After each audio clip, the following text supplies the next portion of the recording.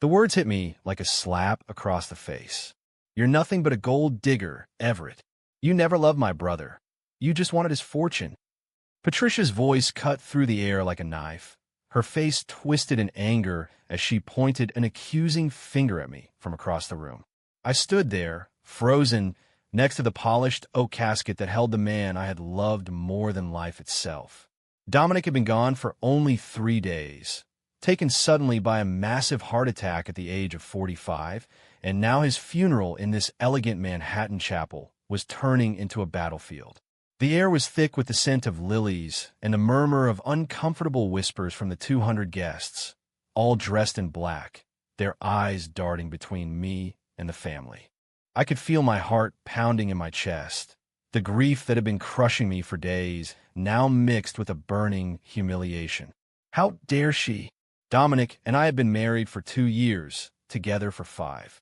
I had left my small apartment in Brooklyn to move into his penthouse, not because of the money, but because I couldn't imagine a life without him. He was the one who had seen me for who I was when I was struggling with my own identity, the one who had held me through my darkest nights when my own family turned their backs on me after I came out. And now, his sister was painting me as some opportunist, a young man from a working-class background who had struck gold with a wealthy executive. The room was filled with people who knew Dominic as the powerful CEO of a real estate empire, the man who had built an empire from nothing. They didn't know the Dominic who laughed at my bad jokes, who cooked breakfast on Sundays, who fought his own internal battles to love me openly in a world that still whispered behind our backs. "This is not the time or place, Patricia," I managed to say, my voice steady despite the tears threatening to spill. But she wasn't done. "Oh, please, Everett. Everyone here knows the truth. You were 23 when you met him, fresh out of college with nothing to your name. He was 40, successful and lonely. You saw your chance and took it." Murmurs rippled through the crowd.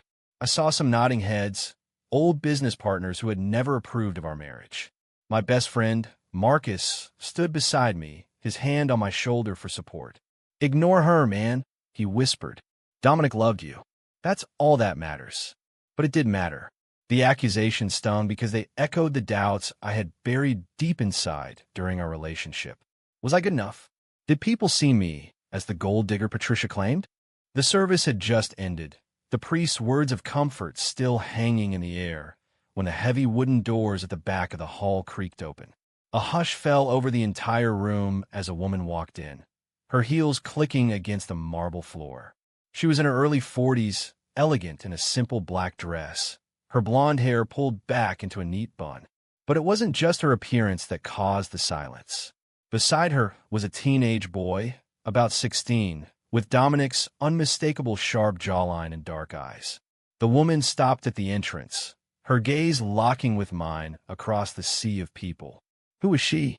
The entire hall seemed to hold its breath, the accusations forgotten for a moment as all eyes turned to this unexpected pair. I felt the world tilt beneath my feet. Patricia's mouth fell open, her fingers still raised but now trembling. The boy looked around nervously, his resemblance to Dominic so striking that several guests gasped audibly. Marcus squeezed my shoulder harder. "Everett, breathe," he said under his breath. The woman took a step forward, her expression calm but determined. She carried herself with a quiet strength that commanded attention, the kind Dominic had always admired in people. I searched my memory for any mention of her, any photo, any late-night conversation where Dominic might have hinted at a past I never knew existed. Nothing. Our life together had felt complete, built on honesty and the shared struggle of two men learning to love without apology in a city that could be both liberating and cruel. The priest cleared his throat, trying to regain control, but the damage was done. Whispers turned into a low buzz. Someone in the back row muttered, "Is that?" Patricia recovered first, her face flushing red. "Who the hell are you?" she demanded, her voice cracking the silence like glass. The woman met her gaze without flinching. I stood there, my hands clenched at my sides, the weight of the casket behind me suddenly heavier than ever. This was supposed to be a day to say goodbye, to honor the man who had taught me that love could heal the deepest wounds of shame and fear. Instead, it was unraveling into something I couldn't yet name. The boy's eyes found mine, and in them I saw a flicker of the same confusion I felt. Whatever came next, I knew my life with Dominic was far from over. The truth, whatever it was, had just walked through those doors and silenced everyone in the hall. I felt my knees weaken as the woman approached the front, the boy following closely. "I'm Sophia," she said quietly, her voice carrying in the silent room. "Dominic's ex-wife. And this is our son, Liam." The words landed like a bomb. Ex-wife? Son? Dominic had never mentioned any of this. The room erupted in gasps, and Patricia's face went pale. She staggered back a step, clutching the edge of a pew for support. "That's impossible," she whispered, but the boy's face, so clearly a younger version of Dominic's, told a different story. I couldn't move. My mind raced through every conversation, every shared secret. We had talked about everything, from our childhood fears to our dreams of traveling the world together. How had he kept this hidden? Sophia turned to me, her eyes soft with something that looked like sympathy. "I'm sorry to do this here, Everett. Dominic asked me to wait until after the funeral if anything happened to him. He wanted you to have this day first." Her words only deepened the fog in my head. The priest stepped forward, raising his hands for calm, but the damage was spreading like cracks in ice. Guests pulled out phones, discreetly recording what they knew would be the talk of the city by evening. Marcus guided me to a chair, his grip firm. "Sit down before you fall," he murmured. I sank into the seat, the wooden frame cold against my back.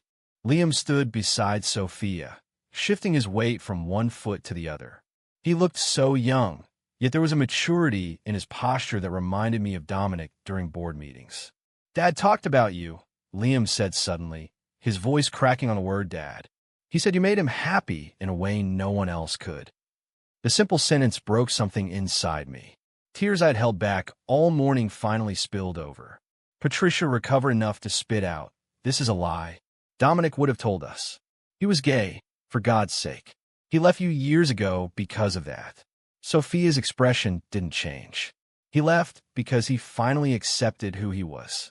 But he never stopped being Liam's father. We divorced amicably when Liam was 2. Dominic supported us quietly all these years." The revelation hung in the air, heavy and undeniable.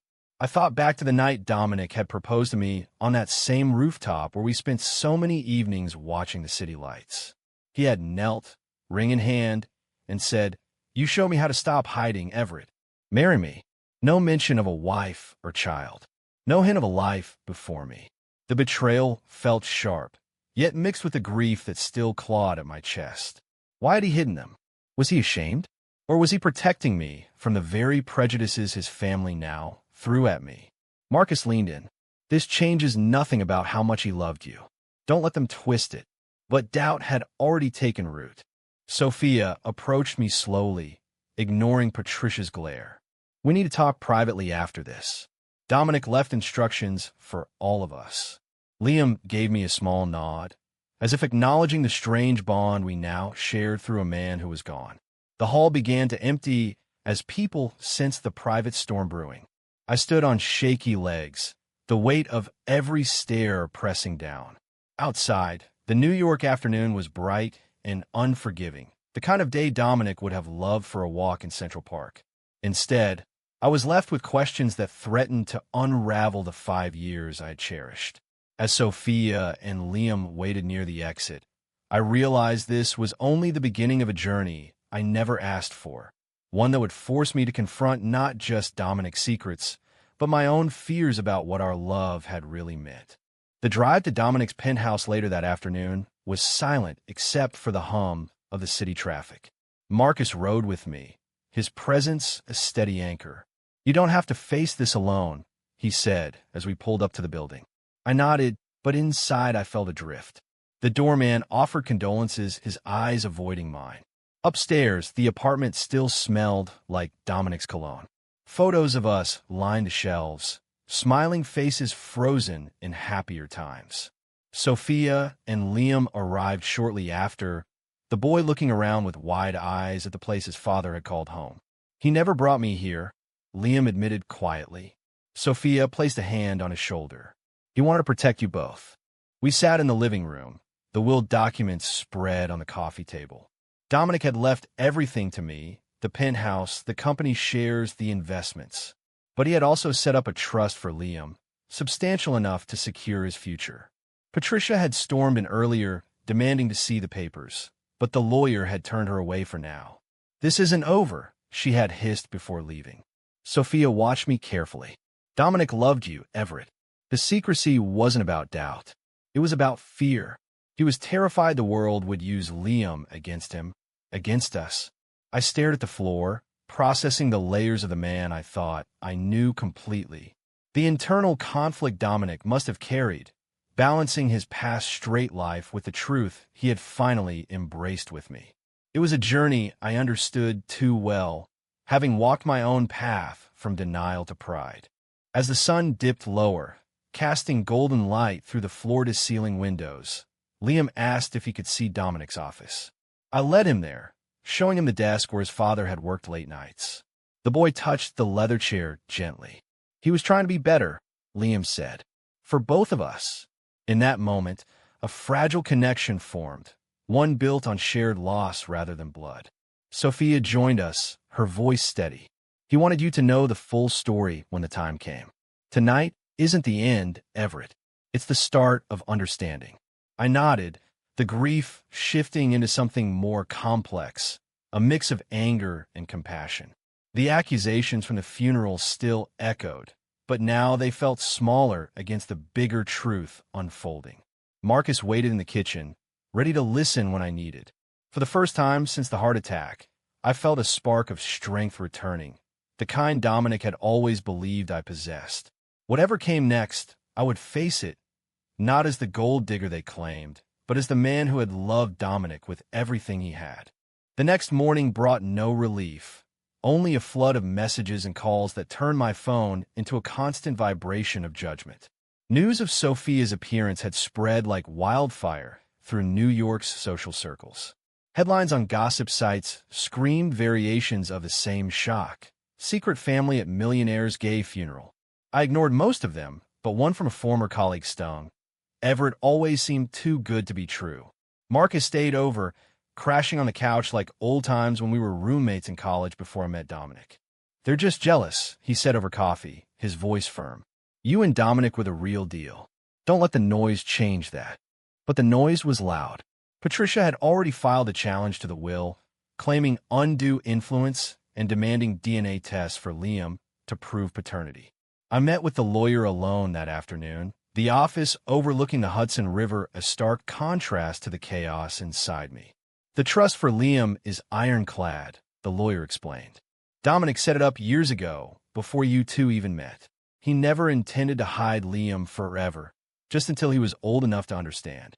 I stared at the documents, seeing Dominic's signature in that bold script I knew so well. The internal crisis deepened. Had our love been built on half-truths?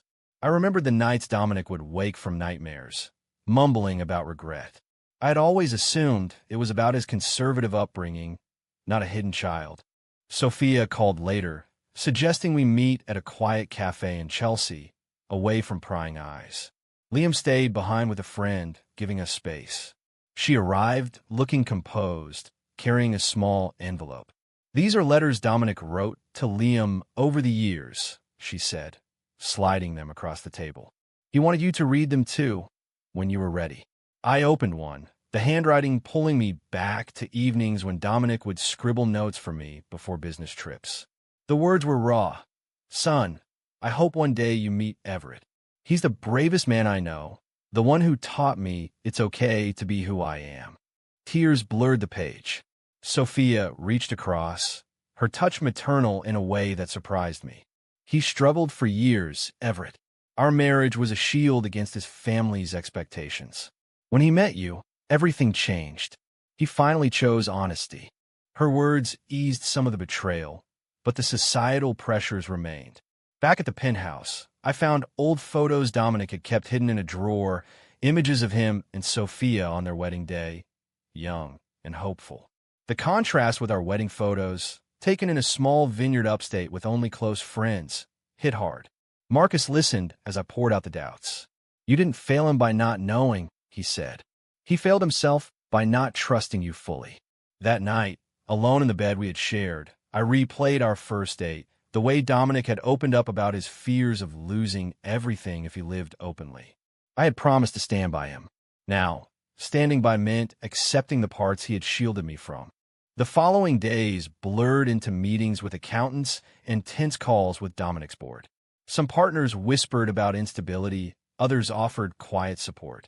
Liam texted me unexpectedly one evening. Can we talk about Dad? We met at a basketball court in Brooklyn, the kind of place far from the Manhattan elite.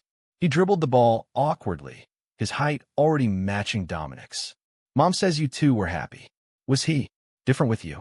The question carried the weight of a boy piecing together his father's identity.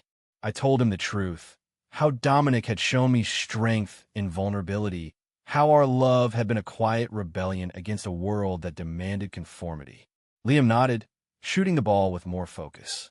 I think I'm starting to get it. As friendship with Liam grew, so did the conflict with Patricia. She cornered me at the reading of additional documents, her voice low and venomous. You turned my brother against his family. Now this woman and her kid show up to take what's ours. I stood my ground, the growth from the past week fueling my resolve. Dominic chose his path. He chose love over fear. Sophia watched from the sidelines, her presence a reminder that the past wasn't an enemy, but a bridge. Marcus organized a small gathering of our closest friends that weekend, a safe space where stories of Dominic flowed freely. Laughter mixed with tears, and for the first time, I felt the community around me strengthening rather than judging. The journey was far from over, but each step revealed more the man I had married and the man I was becoming. Weeks turned into a delicate balance of grief and discovery. The media frenzy had died down, but the legal battle with Patricia simmered in the background. I found myself visiting Dominic's grave more often, the quiet cemetery in upstate New York, a place where I could speak to him without interruption. Why didn't you tell me? I whispered one rainy afternoon, raindrops mixing with my tears on the headstone. The answer never came, but the peace I sought slowly arrived through the letters Sophia had given me. Each one painted a picture of a man torn between two worlds, the straight life he had tried to live and the authentic one he had found with me. Liam started coming over after school, his presence filling the penthouse with a new energy. We talked about school, his friends, and gradually about his father. He always said you were his anchor. Liam told me during one of our evenings cooking pasta together, a recipe Dominic had taught me. The simple act felt like healing. Sophia joined us sometimes, her stories adding layers I had never known. She described the day Dominic came out to her, the tears and the relief that followed. He didn't leave us out of shame, she explained. He left so he could love openly without hurting anyone more. Her forgiveness toward him mirrored the forgiveness I was learning to extend. Yet misunderstandings arose. Patricia leaked old emails to the press, twisting Dominic's financial support for Liam into proof that he had never fully committed to our marriage. Friends distanced themselves, afraid of the drama. Even Marcus faced questions at work. This is what they do, he said one night over drinks. They attack what they don't understand. The pressure tested my resolve. I considered walking away from the inheritance, giving it all to Liam to end the fight. You don't have to prove anything, Sophia advised during a late call. Dominic chose you because you made him whole. Her words echoed my own growing clarity. A pivotal moment came during a family confrontation at the lawyer's office. Patricia brought reinforcements, cousins who echoed her claims of gold digging. He was vulnerable after his divorce, one said. I stood tall, drawing on the strength Dominic had seen in me. Vulnerable or not, our love was real. It survived the same prejudices you're using now. Liam, who had insisted on attending, spoke up for the first time. Dad wanted this. He wanted Everett to have it. The room fell quiet, much like the funeral hall weeks earlier. Sophia's quiet nod of support sealed the shift. Patricia left defeated, the challenge weakened. In the days that followed, I began volunteering at an LGBTQ center Dominic had secretly funded. Helping young men navigate their identities felt like continuing his legacy. One teen reminded me of myself at that age, full of questions and fear. "It gets better," I told him, the words carrying new weight. Marcus noticed the change. "You're growing, Everett. Dominic will be proud." The internal awakening was profound. The man who had entered the funeral as a grieving widower was emerging as someone who understood that love wasn't about perfection, but about the courage to face truths together. Evenings with Liam and Sophia became routine, a new kind of family forming from the pieces Dominic had left. We shared laughs over his terrible dance moves, stories that humanized the legend. The betrayal faded into understanding, replaced by gratitude for the time we had. The societal prejudices that had once isolated us now felt surmountable because I no longer faced them alone. The journey of growth continued, each day a choice to honor the love that had defined us. The turning point arrived unexpectedly during a stormy evening when Liam showed up at the penthouse unannounced, soaked and upset. "I found more letters," he said, handing me a bundle tied with string. "Dad wrote one for you too, for when things got hard." I opened it with trembling hands, Dominic's voice coming alive on the page. "Everett, if you're reading this, I know the secrets hurt. But know this, you were never second best. You were the love that set me free." The words washed away the last remnants of doubt. Sophia arrived soon after, sensing the moment. "He was terrified of losing you to the same family pressure that almost broke him," she explained. We sat together, the three of us piecing together the full picture of a man who had sacrificed openness for protection until he couldn't anymore. The misunderstanding with Marcus cleared when he admitted his own fears of losing our friendship to the new family dynamic. "You've got this new chapter," he said over lunch. "I just didn't want to be left behind." We talked it through, strengthening the bond that had carried me through the worst. Betrayal from the past no longer defined us. Instead, it highlighted the choices that mattered: forgiveness, honesty, and the willingness to grow. Patricia reached out unexpectedly, her tone softer after losing the legal round. "Maybe I was wrong about you," she admitted in a brief call. It wasn't full reconciliation, but it was a crack in the wall of prejudice. I made the pivotal decision to establish a scholarship in Dominic's name at the youth center, using part of the inheritance to help others like us. Liam helped design the program, his enthusiasm a testament to the healing taking place. "Dad would have loved this," he said during the planning session. Sophia watched with pride, her role in our lives evolving into quiet mentorship. The high point came at the scholarship launch event, where I spoke publicly for the first time about our story. Love isn't always perfect, but it's worth every fight against the world that tells you otherwise. The applause felt like closure, the emotional journey circling back to hope. As summer approached, the city bloomed around us. Walks in Central Park with Liam felt like the new normal, conversations flowing easily about school, crushes, and the future. Sophia joined for picnics, her laughter reminding me that family could be chosen as much as inherited. The sacrifices have been worth it. The misunderstandings transformed into deeper connections. I no longer question my place. Dominic's love had been the catalyst for my awakening, teaching me that true strength came from embracing the full truth. The final months brought a quiet peace I hadn't expected. The legal challenges faded completely, Patricia settling into a reluctant acceptance after seeing how Liam thrived in our extended circle. I sold the penthouse, choosing a smaller place in Brooklyn closer to the youth center and to Marcus. It felt right, a fresh start without erasing the past. Liam visited often, sometimes bringing friends who needed advice on coming out. "You're like the big brother I never had," he told me one afternoon, the words warming the space Dominic had left. Sophia remained a steady presence, her friendship a bridge across the years. Marcus and I started a small tradition, monthly dinners where we toasted to the man who had brought us all together. To growth, we would say, clinking glasses.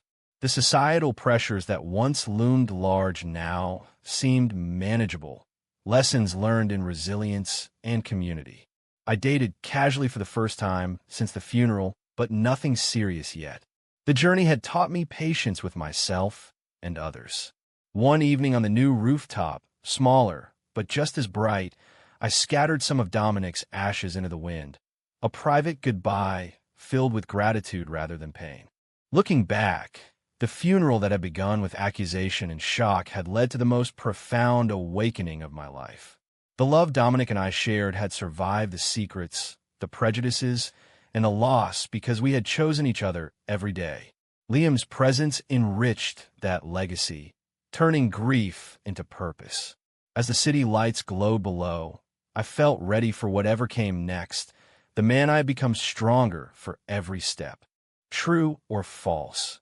Secrets from the past can ultimately strengthen a genuine love when faced with honesty and understanding rather than destroy it.